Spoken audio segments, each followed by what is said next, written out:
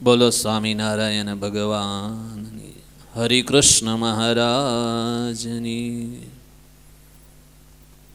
નિજ મંદિરમાં વિરાજમાન એવા લક્ષ્મીનારાયણ દેવ, હરિકૃષ્ણ મહારાજ, ધર્મદેવ, ભક્તિ માતા, વાસુદેવ નારાયણ. આ શિક્ષાપત્રીના સમયનો જેને સંચાલન કરે છે, જેનો પ્રેરણા થઈ છે એવા પરમ પૂજનીય સદગુરુ, આપણી મહાસભાના પ્રમુખ એવા સદગુરુ નવતમ પ્રકાશદાસજી સ્વામી, તેમજ સરસ મજાની શિક્ષાપત્રીની કથા આમ તો સાંભળતા સાંભળતા ખબર ન રહી કેટલો સમય જતો રહ્યો. આ કથા ખરેખર મહારાજે પણ કીધું છે કે એકાગ્રેના મનસા પત્રી લેખસ હેતુ કહ.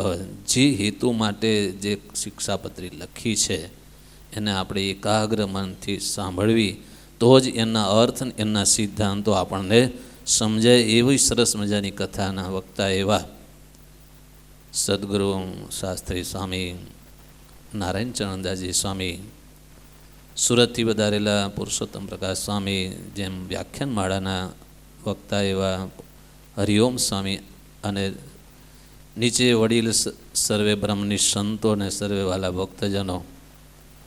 ખરેખર આપણા બહુ મોટા ભાગ્ય છે, જે ભાગ્યના શબ્દથી વર્ણન ન કરી શકાય એવા આપણા ભાગ્ય છે. કેમ કે આવો સતયુગ છે, કળિયુગ. હમણાં સ્વામીએ કીર્તન ગાયું, કળિયુગમાં સતયુગ સ્થાપ્યો. આજ ભગવાને આપણને કળિયુગમાં જન્મ આપ્યો, પણ આપણને એવો સતયુગ દેખાડી દીધો કે સાક્ષાત અક્ષરધામના અધિપતિ એવા હરિકૃષ્ણ મહારાજ, વડતાલ વિહારી હરિકૃષ્ણ મહારાજ આપણને મળ્યા. આ લક્ષ્મીનારાયણ દેવ મળ્યું. અને આ સ્થાન જ્યાં શ્રીજી મહારાજે આચાર્યની સ્થાપના કરી, શિક્ષાપત્રીનું લેખન કર્યું અને સ્વયં પોતાનું સ્વરૂપ પધરાવ્યું, એવા સ્થાનની અંદર આપણને જન્મ આપ્યો. અને એ સ્થાનમાં બેસીને આજ આપણે આવા સંતોના મુખની આવી સરસ મજાની વાતો આપણે સાંભળી તો ખરેખર વાલા ભક્તો આપણા ખૂબ ભાગ્ય મોટા છે. આ લાભ વારે વારે મળતો નથી. નિષ્કુળાનંદ સ્વામીએ લખ્યું, હળવે પુણ્ય હોય નહીં હરિ કથાનો યોગ, મળે ટળે તો ભારે ભવરોગ. જો મળી જાય ને તો ભારે ભવરોગ છે ને ટળી જાય. સ્વામી કીધું, ઠંડા પાણીએ નાહો ને તો ચામડીના ઘણા બધા રોગ ટળી જાય, પણ એક મોટો રોગ છે ને એ ભવરોગ છે.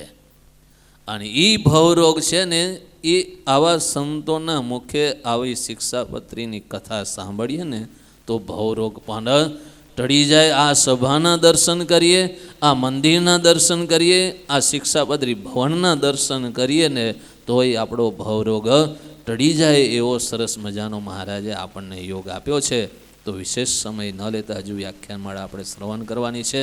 તો ભગવાનના ચરણોમાં એ જ પ્રાર્થના કરીએ કે આપણે આવી શિક્ષાપત્રી આપણા જીવનમાં ચરિતાર્થ કરીએ અને શ્રીજી મહારાજનો જે સિદ્ધાંત છે, એમની જે રુચિ છે, એમને જે કરાવવું છે, આપણે આ દેહ કરીને બધાએ ભેગા મળીને કરી શકીએ એવી ભગવાનના ચરણોમાં પ્રાર્થના સાથે મારી વાણીને વિરામ. બોલો સ્વામિનારાયણ ભગવાન.